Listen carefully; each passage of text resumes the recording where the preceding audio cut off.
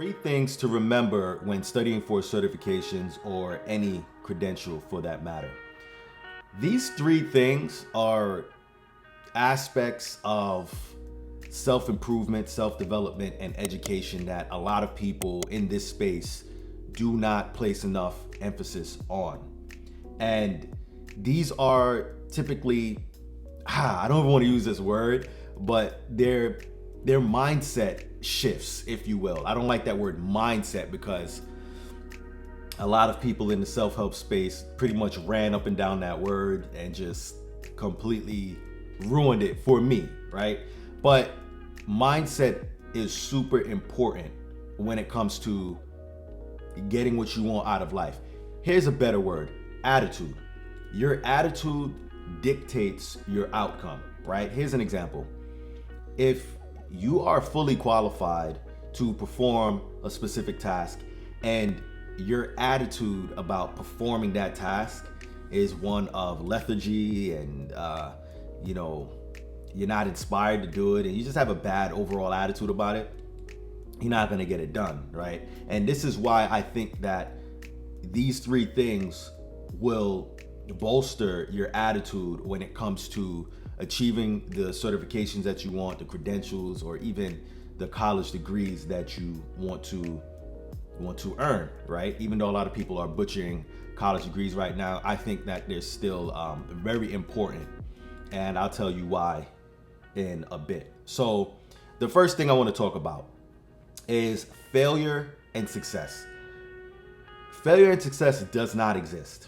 It really doesn't exist. When you take that perspective, you'll really start to enjoy the process because we're wired for receiving rewards, right? In which they're not really a bad thing to get a reward or some type of trophy, but when we focus too much on the rewards, we miss the process. We miss the importance of developing into the person that we want to become via the process, right?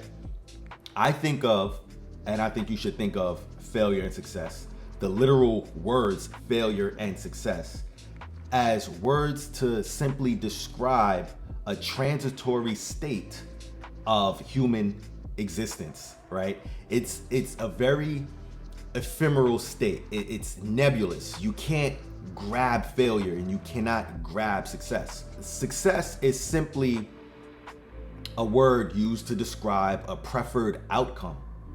It's just a preferred outcome, right? We all know what it feels like to be successful to some extent. We all know what it feels like to win to some extent. We all know what it feels like to fail.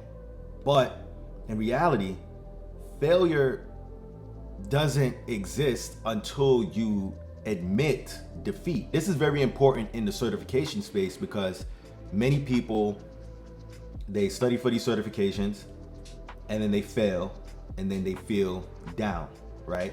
Also, many people like myself study for a certification, pass on their first time and just, super hype, and it's a great feeling, right? But on the other end of that feeling is despair when that feeling of elation wears off. And that's something that we really should focus on. We should really look at that and say, okay, when we're successful at something, when we achieve something, why is it that it wears off, right? And I think that it has something to do with the law of entropy, right? Everything is always moving towards a decaying state. That's everything, even our psyche, right? Even things that we deem to be painful, eventually the pain wears off, right? Even things that we consider pleasurable, they wear off, right? So what should we focus on instead? We should focus on, and I guess this is going into number 2, we should focus on who we are becoming, or who we become once we achieve our goals, right? Or a particular goal. You should focus on one goal at a time, one thing at a time. That's something that I have a hard time doing. I have a hard time focusing on one thing at a time. I like to do multiple things at one time, but nowadays I'm getting better at focusing on one thing at a time. So with that being said, focusing on who you're becoming while studying the certification or studying for the certification is way more valuable than achieving the certification in of itself, right? And that will lead into the third point I'm going to be talking about, because I really believe that you should actually get the certifications, right?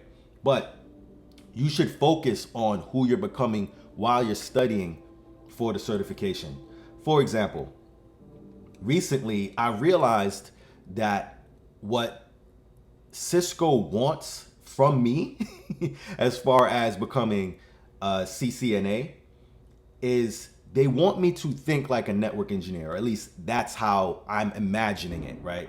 They want me to think like a network engineer in order to become a CCNA and to advance that thinking all throughout the tracks of the certifications that I'm going to be getting, right? And I realized this because I know the material. There's 2 volumes of material from the textbook that I'm studying. It's called The Official Cert Guide by Wendell Odom. And I got through all of volume 1 and I'm in the beginning of volume 2. So I decided to do some practice questions a while back on volume 1. And I noticed that despite knowing the material, I know what OSPF is, I know what STP, RSTP, I know pretty much everything, right? If you ask me to explain those things, I can explain those things to you. My favorite topic, anything to do with IPv4 routing and subnetting and anything along the lines of configuring static routes and default routes and things like that. I love that, right? But I noticed that I was getting questions wrong pertaining to all of those topics that I just mentioned, despite knowing them. And I sat here a little bit frustrated, thinking to myself, okay, why am I getting the questions wrong if I know the material? And then it dawned on me that I have to think like a network engineer who use these concepts, these rules of the concepts to solve a problem.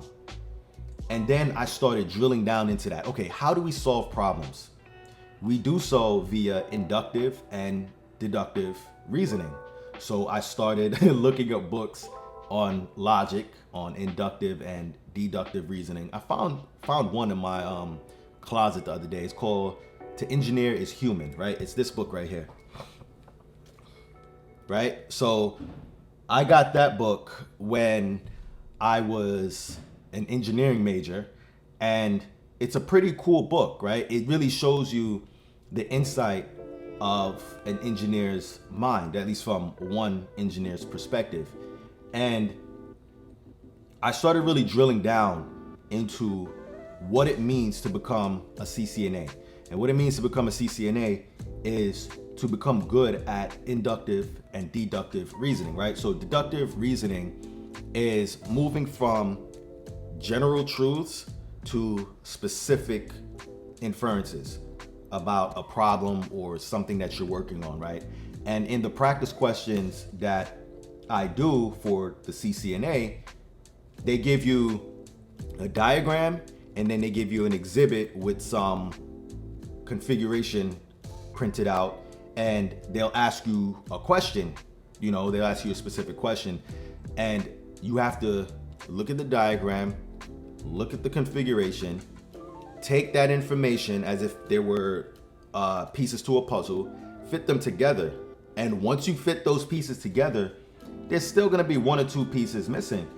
But it's up to you to, I guess, craft those pieces in your mind or figure out what's missing so that you can answer in a specific way, right? Well, they give you the choices. Sometimes they'll ask you, what's the best option? Those are the most annoying questions because they can be more than one correct answer, but they ask you what the best option is. And sometimes they ask you, check 2 answers or check 3 answers or check even 4 answers sometimes, right? Checking 4 answers is not really that specific, but my point still stands, right? So that's the purpose of, studying for these certifications. You want to become what that certification is certifying you for, right? It's not just about focusing on your ability to recall the information and just check a box or bubble in a circle on the exam. It's about becoming the person required to pass that exam. And I think a lot of people come into this space thinking that they can be the same person that they were before they came into this space, and just simply know the information and just check a box, pass the exam, and then go work somewhere. But that's not really what we're doing here, right? So with that being said, and this is another thing, don't want to make this video too long, but it's been a while and I got a lot to say. In this space, I'm seeing a lot of people focus strictly on content, what you need to know for certifications. They create courses and stuff like that, which is fine. But I think in this space, because this space is really, it's different from a lot of other spaces in the sense that it requires so much more of there's a mindset gap between people who are in tech and people who are in, other fields, right? Because when you think of technology, right? When you think of when you look at these devices, the average person, you look at these devices and stuff like that, they might think to themselves, oh, this is so complicated. And it is. This is complicated stuff. It's frustrating. Sometimes, I don't even feel like studying sometimes. But what's going to get you through is your attitude, your mindset, your purpose, why you're doing it. And that's important, because when you figure out who you're trying to become, it becomes much easier for you to study the material, because you realize that, okay, there's a function or there's a reason why I need to learn this material, right? So that's number 2, long-winded point. Number 3, certifications are worth it. They're totally worth it. Meaning scheduling and paying for the certifications, they're worth it. And I have a video that pretty much gone viral a little bit. It has almost 300 views. That's viral for me because this channel is small. But it's the name of the video is, are certifications worth it? And it seems to me that that's a question that's on a lot of people's minds. I have an unorthodox view on this point. There's some people who answer in the negative. Some people who say, no, certifications are not worth it. Or they'll say a specific certification is not worth it. I saw one video the other day that says that getting the CCNA in 2021 is not worth it. And I think when people write those titles, if they say getting the A+ is not worth it, or getting the CCNA is not worth it, or insert any certification, it doesn't matter which certification it is, I'm pretty sure that somebody has made a video stating that a specific certification is not worth it. And again, this is the problem with the content creation space. People write titles that dig at your insecurities, they dig at your vulnerabilities to get you to click and to watch. And half the time, or even more than half the time, I think that those type of videos, they're simply inaccurate, right?